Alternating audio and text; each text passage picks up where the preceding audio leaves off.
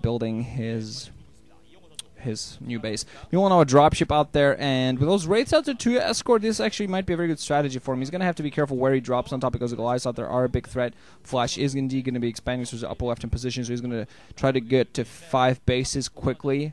And I'm thinking from that, he's just going to stay on that. That 3 o'clock position might be a future conquest for him. But to start things off, I think these 5 bases are going to be the deal. Kind of just keep up with tank production, keep up with those Wraiths, and just work on a heavy economy. Off the opposite side, we do see ForGG has his own dropships going, but this it's going to be harder because you have pretty much those Wraiths are mobile anti-air assassins. And especially when they're flying around cloaked, this is even another very big danger.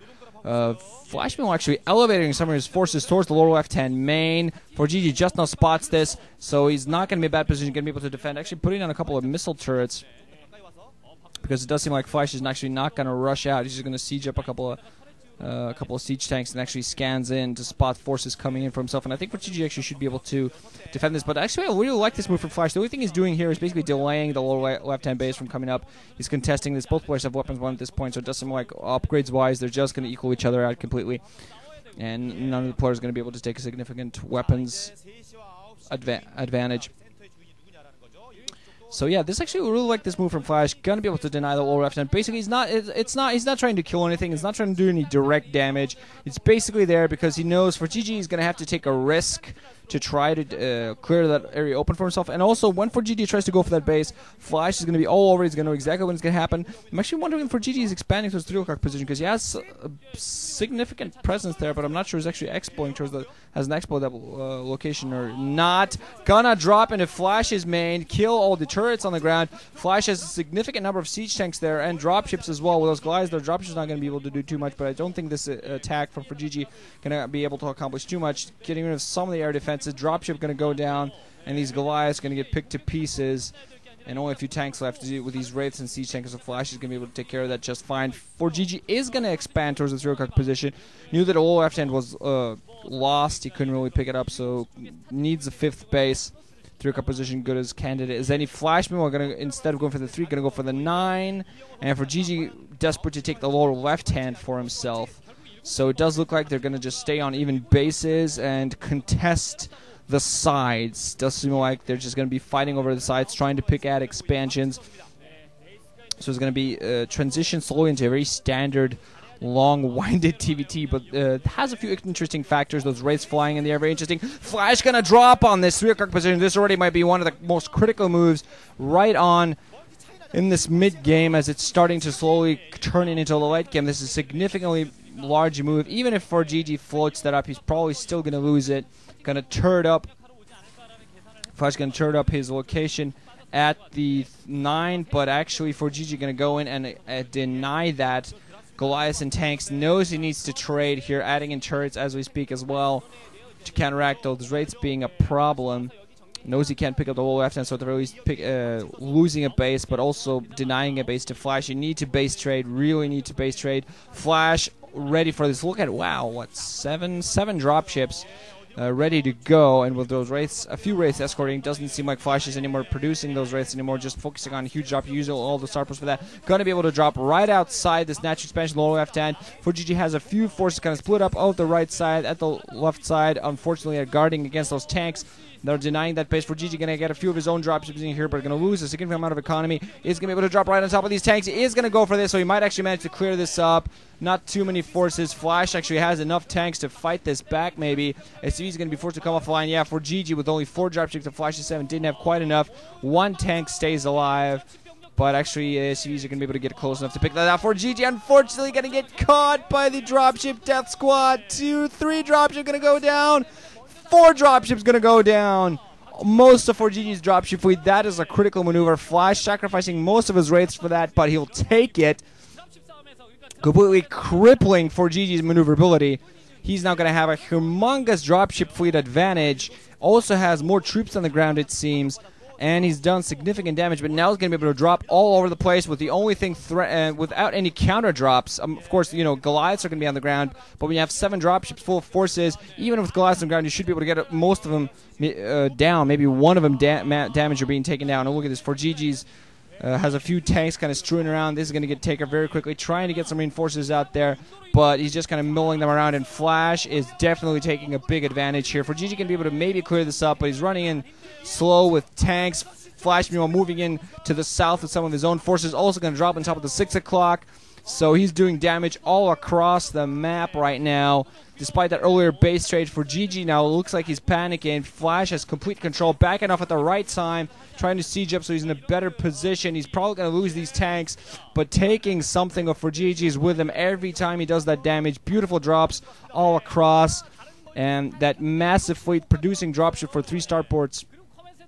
Just that big an advantage. ForGG still hasn't picked the lower left players for himself. He's going to have to make a big sacrifice for that. He would have had to drop. Would have been easy enough for him to drop on that, but he was forced to counter drop instead towards the lower left-hand natural. That's that 7 o'clock natural expansion.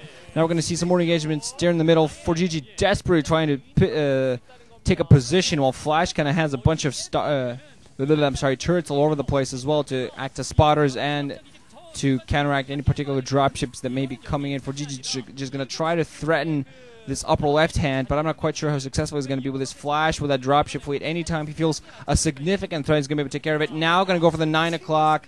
He's going to be able to deny that command center, going to get forced to float and go away. All of his CCV is going to go down, and ForGG just taking damage everywhere.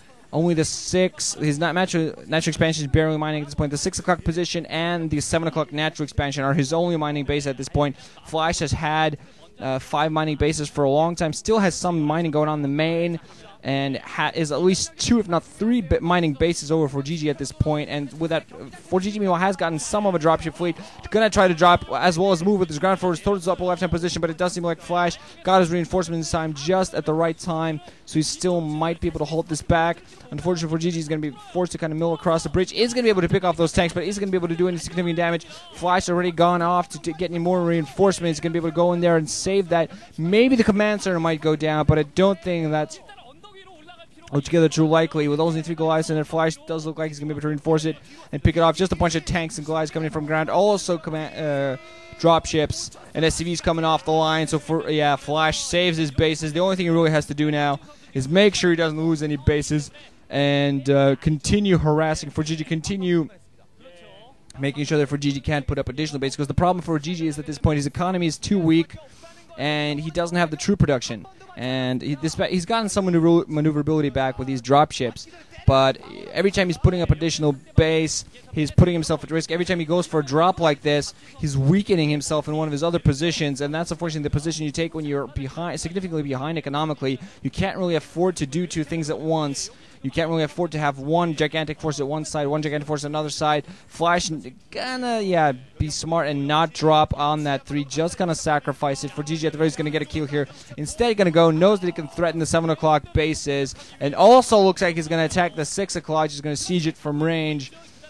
So he is gonna sacrifice 1 base to pick off 2. That's a significant trade right there. And weapons 3 upgrades for both players, so yeah, upgrade wise not really too big a factor, but it does look like ForGG might even lose another command center. They was at the 7 o'clock position, is going to get completely raped here at the 6 o'clock, and unfortunately for ForGG, he's completely losing the grip on the game here. And Flash just has forces all across the field, full dropships milling around, and despite the fact that ForGG is trying to do some drops, every time he took off some forces, he's going to get counter dropped, and Flash seems like he just has more other. ForGG actually going to be able to clear this up here, so nice for him.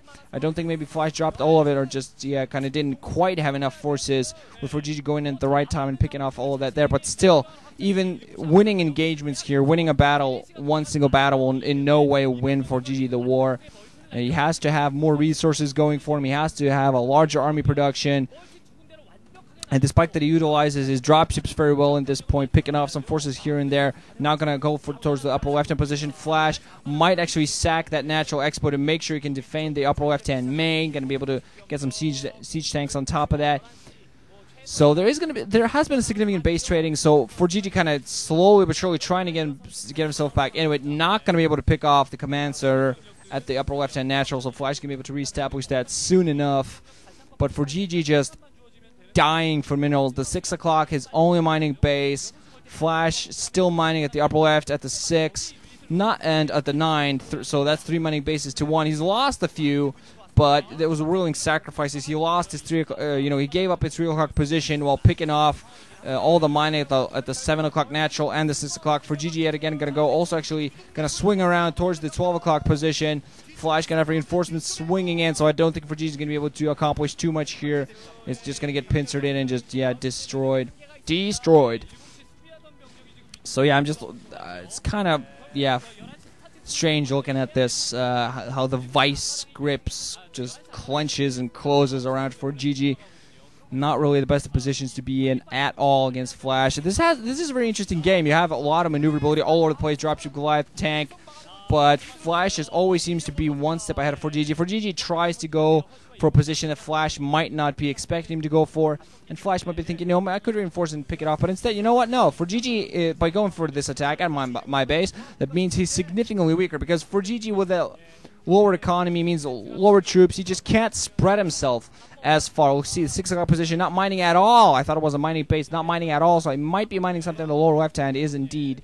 But not mining at all at the 6 o'clock position, even though he has a command center there, and he's already lost a significant amount of his dropship. We're going to try to go for this 9 o'clock position, but even if it takes this out, don't think it's going to accomplish too much. Flash already has troops close by. Instead of maybe saving this 9, I might just float it up. That's going to save it, because command center is going to literally stay in there. But he's, meanwhile, it seems like he's just going to transition towards the 6 o'clock or the lower left hand, or just both.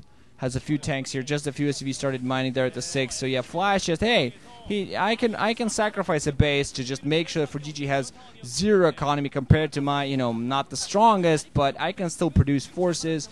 I can still do that. I can still stay in this. And ForGG finally GG's. The position was already seemed to be completely hopeless in the last 5 minutes or so. But ForGG still trying to go for attacks. Unfortunately, with the significantly weaker economy, just couldn't be all over the place like Flash could. Really just had to be the actionary force, while Flash got to be a reactionary force. And whenever you allow Flash to react to your actions, especially if he's in a stronger position, it's not really in the best place to be. Flash meanwhile going to go there. Does look like he's looking at ForGG's booth. Maybe he wants to go out there, maybe shake his hand or something. Gonna meanwhile just sign the T-shirt. So Flash, unsurprisingly though, I must say, is going to be able to take the first win here. Going to sign the T-shirt and wait another day until later on when he's going to play the rest of the sets against ForGG. Going to see how it all goes. For now, GG guys, Ranching Out, thanks for listening. Hope you enjoyed. More StarCraft coming in.